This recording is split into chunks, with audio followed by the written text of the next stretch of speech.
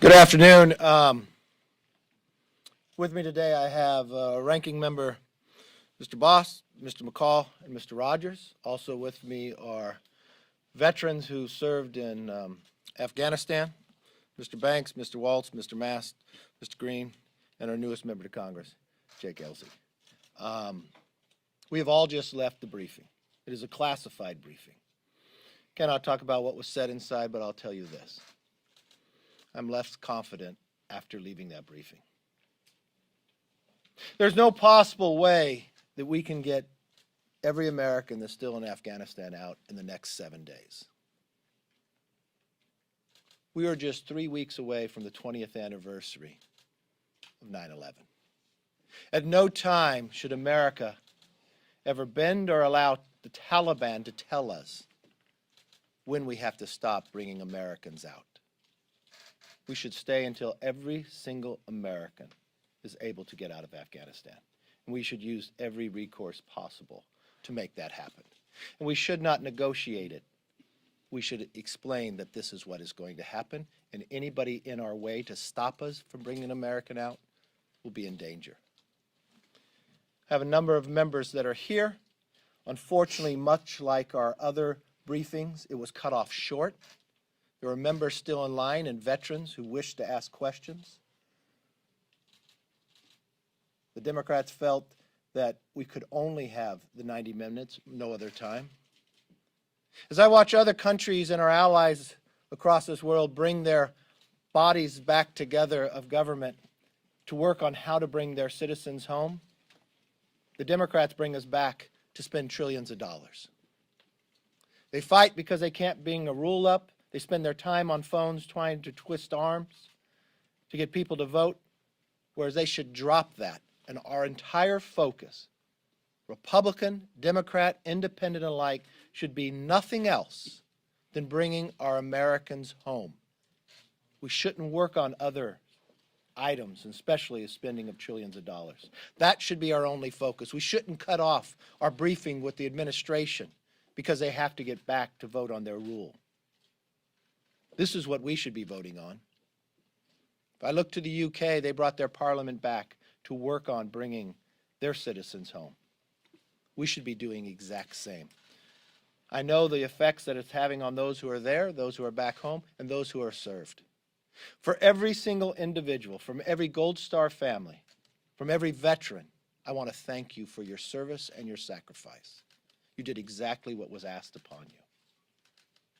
With that, I'd like to call up our ranking member of veterans, Mr. Boss. Thank you, Leader. You know, more than 2,000 American heroes have given their life in Afghanistan since 2001. We must never forget their sacrifice and the sacrifice that their families made as well. One of the scariest days of my life was the day that I watched my son leave this United States and move into a war zone. I'll never stop being grateful that he made it home safely and that so many of his fellow servicemen made it home as well, including those who did deploy into Afghanistan. But after 2 decades, they did make the world safer. And they are still trying to make the world safer, and they're trying to take care. Each one of them are reaching out to our offices to try to identify Afghans, people that worked with them, to try to get them back home. So they're not stopping sacrificing today. They're still trying to serve. Unfortunately, the Biden administration has let them down. They're watching the country that they had to fight in and the people that they fought alongside be left in chaos. My plea to you at this today is check with the veterans you know to make sure they're doing okay. Talk to them.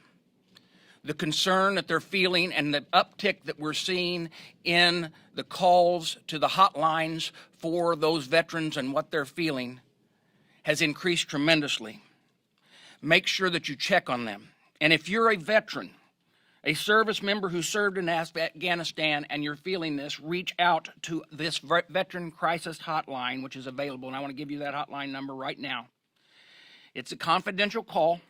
It's 1-800-273-8255, or you can text 838-255. Once again, it's called 1-800-273-8255 or text 838-255. Now, know this, to each of the veterans that are listening out there, you're not alone. You didn't fight in vain. You did a great service for this nation, and we know you continue to serve in your communities. And with that, I yield back. And I want to introduce Ranking Member McCall. No, thank you, Ranking Member Boston. I agree. Today's the day to say thank you to our veterans. They're hurting. They're in a bad place. They wonder, was it worth it? And as they see the Taliban take over, it raises a lot of questions. We just got to have a classified briefing with the Secretary of State, Defense, Chairman of Joint Chiefs, the DNI, so all the key components. And as the leader said, we left with more questions than we did with answers. My understanding is the President just announced a firm withdrawal date of August 31st. I can tell you there's no way we can humanly get all of our American citizens and Afghan partners out of country by that time. I've called this consistently an unmitigated disaster of epic proportions. It will be a stain on this presidency, and particularly after the decision made today and what we heard today, he will have blood on his hands. People are going to die, and they're going to be left behind. The biggest credo in the military is no man left behind, no one left behind, and that's precisely what we were doing. We were violating the trust and moral obligation that we gave them. And not only that, but how is this impacting our status in the global community? You know, when our Brits, the Prime Minister and Secretary of Defense, are calling upon us to extend the deadline, the Germans, because they want to get their people out of there as well. But instead, we have a president who's intimidated and is begging to negotiate with the Taliban. To put ourselves in that place where we're begging the Taliban to give us more time to evacuate, and then we give the Taliban exactly what they want, empowering them. I know when Biden met with Putin, Putin said you cannot put your ISR intelligence capabilities in the region. And now we're having the president of Russia telling this president what to do. Our global standing has greatly diminished. We're projecting weakness, not strength. And for months, we told this administration, as the IC briefed us on a grim situation, that it was deteriorating rapidly, the Taliban's going to take over, Afghan's going to fall. Please get our Americans out. Please get our Afghan partners out. Instead, they're stranded there, our military's pulling out, and they're going to be left behind. And from a world stage standpoint, I can't think of a weaker posture that we could put ourselves in. Our allies no longer trust us, and our enemies no longer fear us, and that's Russia, China, and Iran, and Pakistan. This will have grave long-term consequences for our national security down the road. And with that, I'd like to introduce another veteran of Afghanistan, Mr. Banks. I'm sorry, Mr. Rogers, I apologize. Listen, Joe Biden has not been listening to anybody. He's not listening now. One fact that was abundantly clear in the briefing we just had is that it is not possible to get all the Americans out of Afghanistan by next Tuesday. And then you heard the president go on the air within the last hour and say, it's still a hard deadline. That is reckless, and it is going to leave blood on people's hands. And everything about this situation that we're in now is Joe Biden's fault. When he told George Stephanopoulos a couple of days ago that none of his advisors advised him against leaving Afghanistan the way he's doing it, that's just a lie. The fact is, Joe Biden made the announcement in April of unconditional withdrawal. In May and June, our committee repeatedly was asking the administration for a plan. How are you going to responsibly withdraw? And they couldn't give us one. I wrote a letter to the president in July asking for a plan. Still hadn't got a response. And now in August, the Taliban takes over. He's not listening to his advisors. He's not listening to Congress. And this is the result that we've got. When you see ISIS-K and Al-Qaeda in Afghanistan about to commit terrorist attacks, no, Joe Biden created this place that we've got over there now to be as dangerous as it is with his reckless decision-making. Either he's senile or he's in denial. But either way, it's reckless for our country, And this disaster that's taking place is his responsibility. And I yield now to Jim Banks, Indiana. I thank the ranking member and the leader for putting this together today. I served in Afghanistan in 2014 and 15, just prior to being elected to Congress. My job there was as a foreign military sales officer, so I was on the front lines of acquiring the equipment that the Americans provided and turned over to the Afghan Army and the Afghan police. I'm going to read to you what is so painful for me and so many other Afghan veterans who served in that capacity and others who served as a part of the train, advise, and assist, equip effort in helping the Afghans. We now know that due to the negligence of this administration, the Taliban now has access to over $85 billion worth of American military equipment. That includes 75,000 vehicles, over 200 airplanes and helicopters, over 600,000 small arms and light weapons. The Taliban now has more Black Hawk helicopters than 85% of the countries in the world. But they don't just have weapons.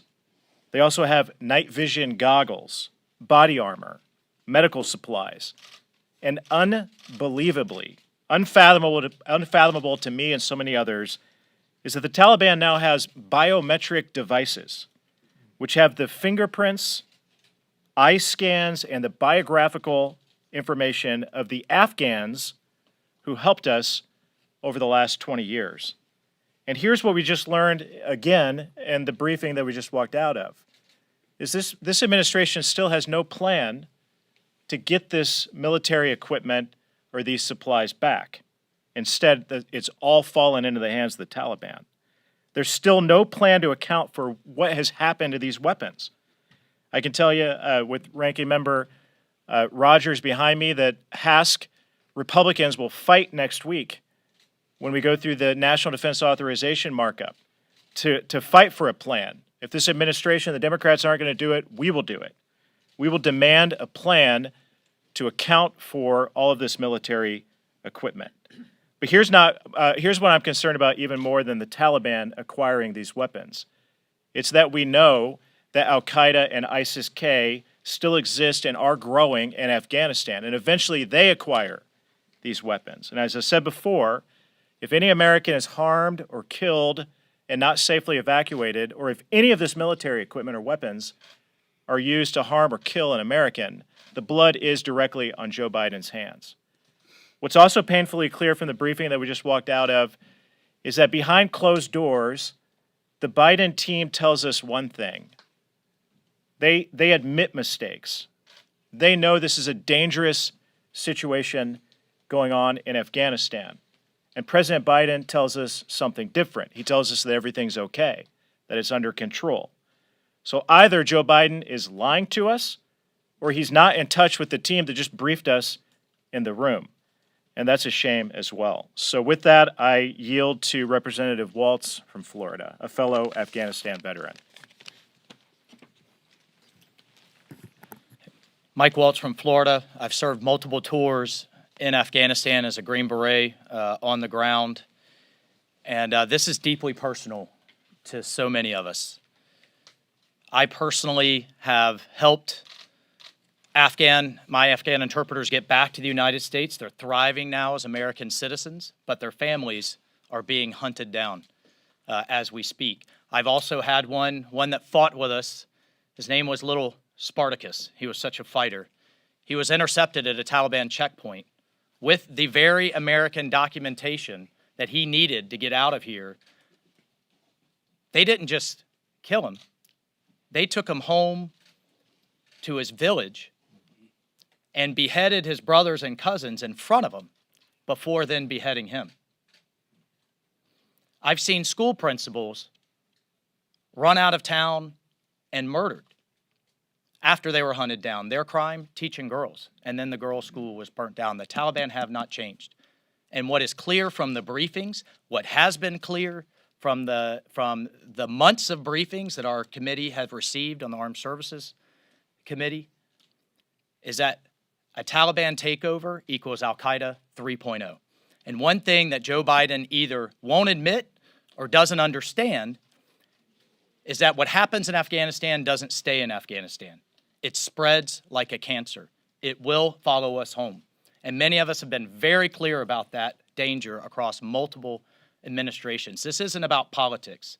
This is about the fact that America now is less safe. Here's why we're in even a worse position than we were in 2001. Because now we have no bases in the region. One thing that's clear from the briefings, and we've been asking for months, is not a single country surrounding Afghanistan, not one, has agreed to allow U.S. forces to base there, to allow our intelligence, our drones, and other things we need to understand what's going on to base there, much less to allow lethal strikes to keep a lid on Al-Qaeda and ISIS and others. The intelligence community has been very clear. They have the will and the intent to hit us again. So as we head into the 20th anniversary of 9/11, we now face a prospect of soldiers having to go back in. Now they have, the Taliban is much more heavily armed. Our local allies have been hunted down. There is no Northern Alliance. There are very small elements left, still willing to resist. And I can tell you we're going to lead that effort from Congress because the administration won't lead to continue the fight and to continue to keep America safe. This is a disaster on historic proportions, and there needs to be accountability, and that accountability, sadly, is going to come from right here. With that, I yield and I hand off to my fellow veteran, brother-in-arms, Brian Mast. Thank you, brother. Absolutely. Brian Mast was injured in Afghanistan September 19th, 2010. Had countless friends killed in action to my left and right. Recovered alongside hundreds more. Had the honor of serving alongside hundreds of thousands that put on the uniform. I have two brief things to say. One of them is a message to our veterans, and one of them is a request for you, the media, and all Americans, really. This is not a walk and chew gum situation where we go out there and with half of our effort work to get Americans home, and with the other half work on things that are peripheral to that or have nothing to do with that. You as the media can pressure this place. When something's going on here, like working on a bill that has to do with altering voting or infrastructure, you need to ask the question, what the hell are you doing? Get our Americans home. When somebody starts working on something other than getting our Americans home here, say, what the hell are you doing? Work on the rules of engagement for those Marines and Rangers on the ground to make sure that they have everything that they need in place to get the job done and to get home. When somebody's asking some other question here, working on something else in the Rules Committee or something else, say, what the hell are you doing? Did every American get home yet? Did you get all of those SIVs taken care of? When somebody's working on something else, say, what the hell are you doing? 435 of you need to be helping the State Department with every asset within your staff to help them process those SIVs. Get every American to pressure the people in Washington, D.C. here to get every American and every person that helped Americans back here safe out of the hostage hands of the Taliban. That's an active role that you can play. The administration will listen to you. They'll probably listen to you more than anybody else. If we know one thing, it's they're most concerned with optics. And that's probably what's putting more people in danger than anything else. The optics of why they wanted to get out so soon. The optics of why they're not calling this a combat mission. You can help to create the pressure to get people back home. My message for veterans is this. And I spoke about it with my friend Jim Baird earlier, who lost an arm in Vietnam. It wasn't Jim Baird's fault that they lost Vietnam. It was the fault of those in Pennsylvania Avenue. It wasn't the fault of those that trudged over the mountains in Afghanistan, that were in the firefights, that were kicking in doors, that were going through those fields of improvised explosive devices that Afghanistan has lost. It is the fault of those at Pennsylvania Avenue. I yield to Mr. Green. Mark Green, Tennessee 7. It's also very personal to me as well. I served in the 160th Special Operations Aviation Regiment early during the war. I was there when Pat Tillman was killed. I vividly remember his flag-draped coffin being brought out to the airfield through a cordon of our nation's Tier 1. I mean, these are the hardest guys in the United States military, toughest, most elite. This flag-draped coffin goes through, and there's not a dry eye. I can see it like it was yesterday, going into the back of that C-17, the doors closing, the sun was rising at Bagram. It is imprinted in my brain forever, like so many other faces and names just like Pat's. I happen to serve the area that surrounds Fort Campbell. About 85% of the people who live at Fort Campbell are in my district. When I go to the Publix, I have to look into the eyes of children who are Gold Star children. This is deeply personal for me. I want to tell those veterans, as has been echoed here before, your service was completely and incredibly valuable to this country. For 20 years, you protected our nation from a terrorist attack.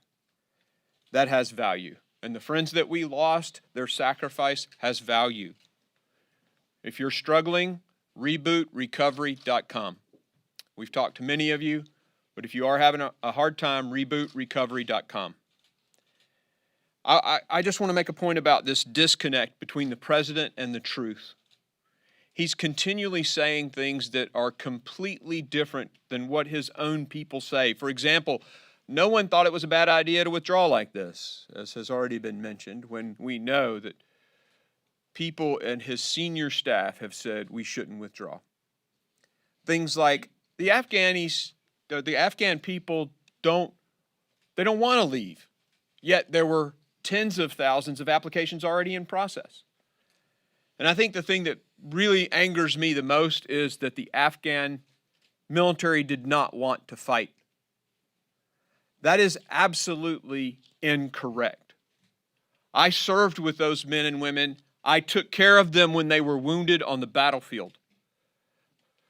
Afghan Special Forces in my hands, bleeding.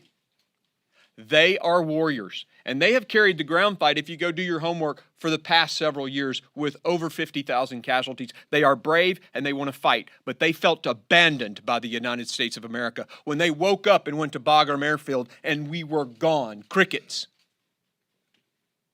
When you withdraw like that, you take the heart of fight out of them, and of course, their fear of a ruthless, beheading Taliban, they blended in. This is a tragedy that is on Joe Biden. But I want to say one more thing before I step down and hand it over to Jake. Your credibility is at stake too. Remember when President Trump made the comment, or it was a speech to NATO, and he left out Article 5, and you guys went crazy. Oh, he doesn't support NATO. This president has been asked to stay in Afghanistan, to support our NATO allies who came to that country on our behalf because we were attacked. And he has said, no, we're getting out by the 31st, regardless of what you think. Now say something about that in the press for your own credibility. I yield to Mr. Elsie. Thank you, Mr. Green. My name is Jake Elsie, Texas 6, the newest member of this caucus. As a 20-year Navy veteran, flying helicopters and jets off aircraft carriers. 2001, we started the war off the USS Enterprise, flying Tomcats, night strikes on Tora Bora before anybody knew what Tora Bora was. I toured again in 2009 and 10 as commanding officer of a fighter squadron, flying into Afghanistan yet again. And then again when I retired in 2012, in 2013 and 14, I deployed as a contractor flying ISR aircraft out of Bagram Air Base. For all of us, this is not politics. Nobody wants to be standing up in front of you talking about this. This is a failure. We want to be talking about other things, but this is personal, and it's about Americans, not politics. I'd like to point out that 2,443 American souls have given their lives for their country and for the betterment of another one since this conflict began, nearly 20 years ago. Since 9/11, 30,000 of our brothers and sisters in arms have taken their own lives, eternally wounded by that which they witnessed and experienced in Afghanistan. They will never be forgotten. Long after this failure will be talked about, their memory lives on, and it wasn't in vain. They did their jobs. What we have now is September 10, 2001 in Afghanistan. They completely own the country again, only now they're one of the best armed militaries in the world with our equipment. That should worry everybody going forward, the surrounding countries and our allies. But it's a simple fact. So the question we have is, as we talk about how many people we're going to get out of this country in the next week, when we know we don't have 50% of them gone in the last week, how did we get here? Who made the decision to use Hamid Karzai International in Bagram, in Kabul instead of Bagram? You've got a one-runway airport in Kabul and a two-runway airport 30 miles to the north that's easily protected and always has been protected by American military with at least twice the capacity and heavy lift capability to get our equipment out and our people out. Who made that decision and who was in charge of it?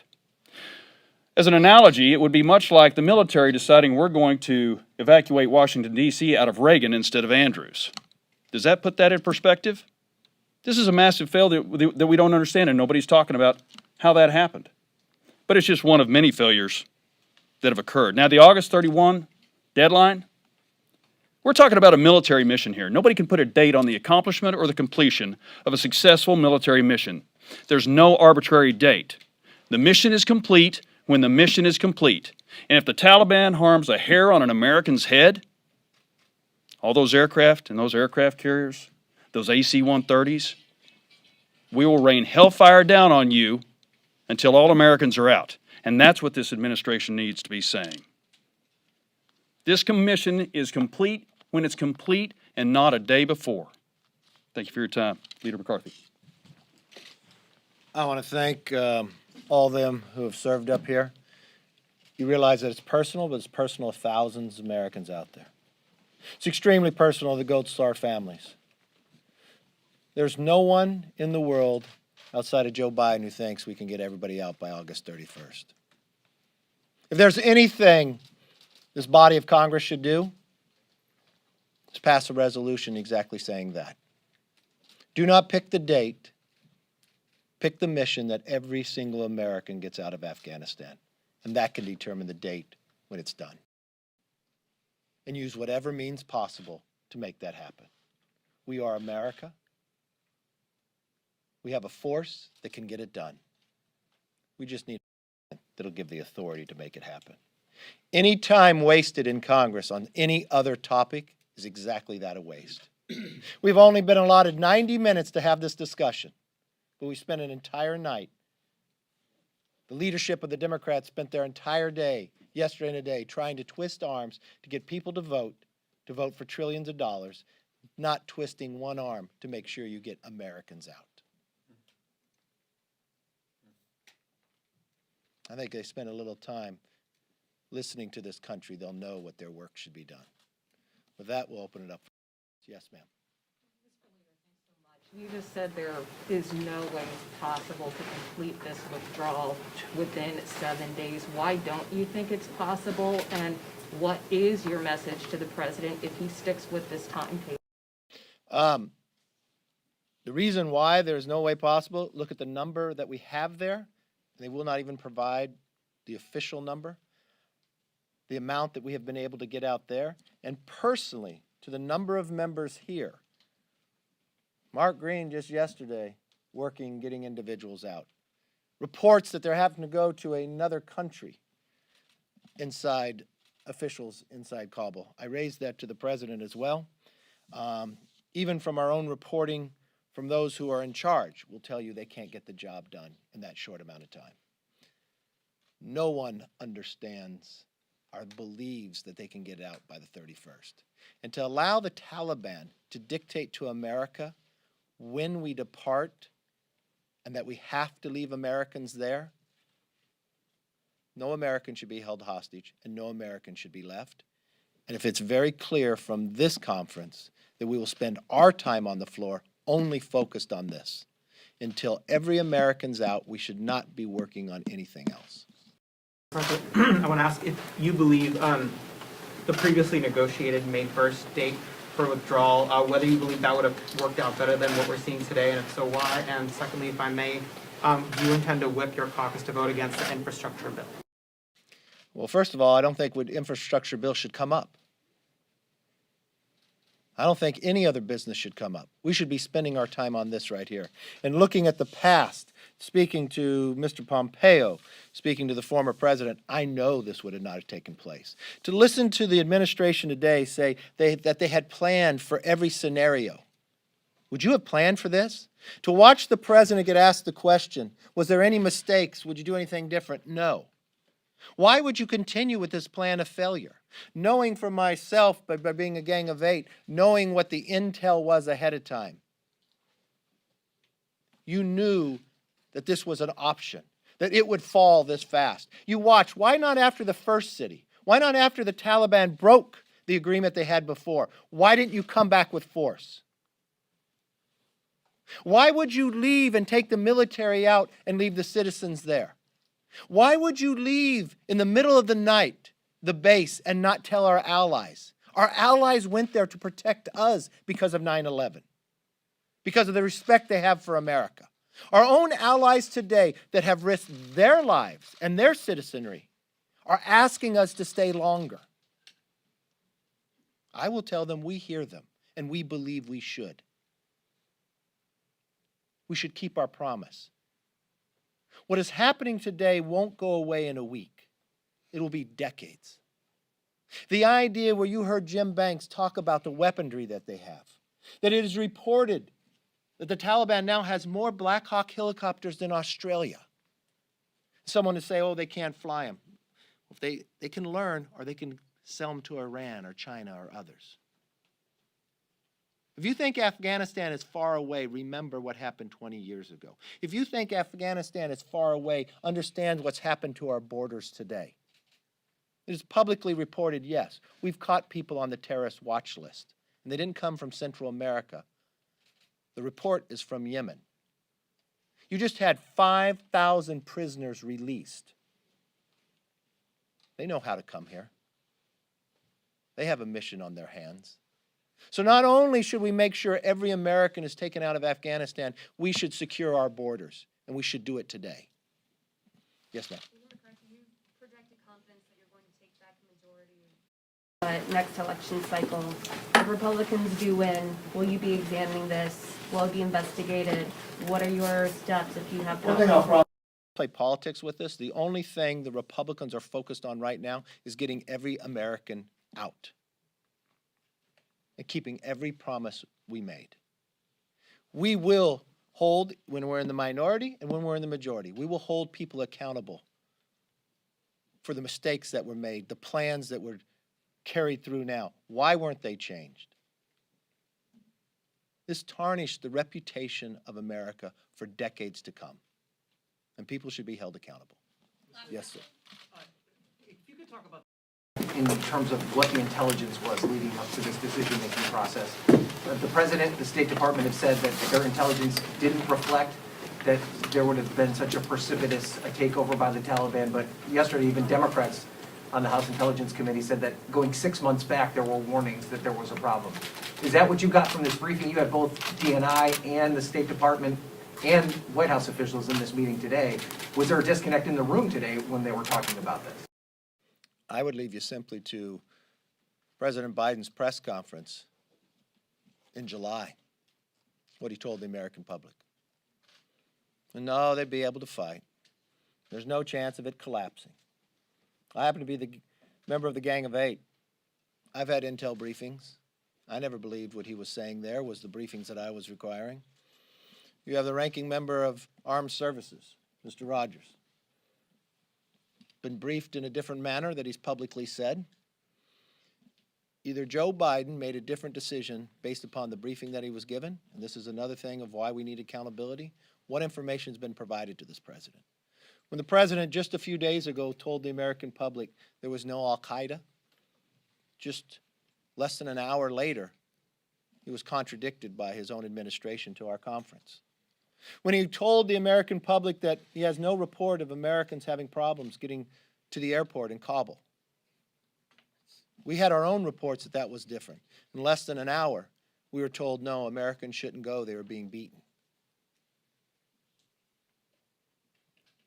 So when the president says that the 31st is a deadline, I wonder if he's making that same decision process of why he wanted out to try to make a date of a 20th anniversary. We want to be very clear with him. Don't pick the date, solve the problem. Make sure every American is out. Then that will be the date we depart. Thank you.